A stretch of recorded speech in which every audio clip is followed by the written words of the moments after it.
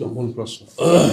এখানে থাকে অনেকে জিজ্ঞেস করেন যে শরিয়া আইনে না অমুক মডেলে তমুক মডেল, এগুলো আমাদের আমিরে জামাত বলেছেন যে বাংলাদেশের বিদ্যমান যে আইন, সেই আইনেই বাংলাদেশ চলবে, যেখানে সব ধর্মের সম্মান এবং মর্যাদা রক্ষা করা হবে এবং এই আইনটাই যথেষ্ট হবে।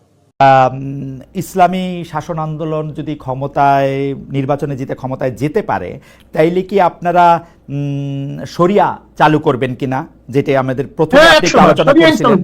এবং একেবারে কোনো ধুমরুজাল নাই, কোনো এর মধ্যে লুকোচুরি বলতে কিছু নেই, শরিয়া আইন বাস্তবায়ন করুন।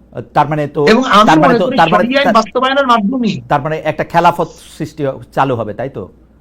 শরিয়া আইন বাস্তবায়নের মাধ্যমে এদেশের মানুষ মুক্তি পাবে। ওকে, হিন্দুরা তাদের অধিকার প্রতিষ্ঠা করতে পারবে। ওকে, তাহলে সংখ্যালঘুরা তারা ভালো মতো বসবাস করতে পারবে। মহিলারা তাদের ইজ্জত আবরু, তাদের ন্যায্য অধিকার প্রতিষ্ঠিত হবে। প্রত্যেকটা গরিবের অধিকার ফিরিয়ে দেওয়া হবে। প্রত্যেকটা সংখ্যালঘু নিরীহ গোষ্ঠী সবের অধিকারকে বাস্তবায়ন করার শরিয়া আইনের প্রয়োজন। ওকে, তাহলে খেলাফত চালু হবে, তাই তো?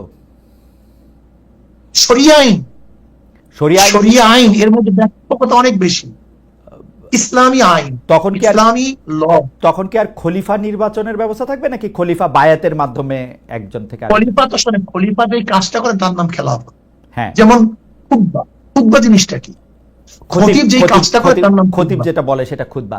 আমি বুঝতে পারছি, মানে খলিফা কি তখন নির্বাচিত হবে, নাকি খলিফা মানে খলিফা তো নির্বাচিত হয়ে গেছে।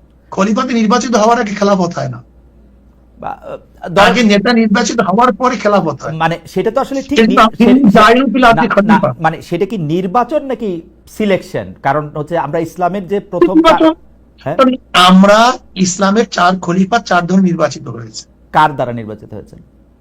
4 ধরনের নির্বাচিত হয়েছে, 4 ভাবে, 4 ধরনের। হ্যাঁ, 4 ধরনের হ্যাঁ, নির্বাচিত হয়েছে। রাইট।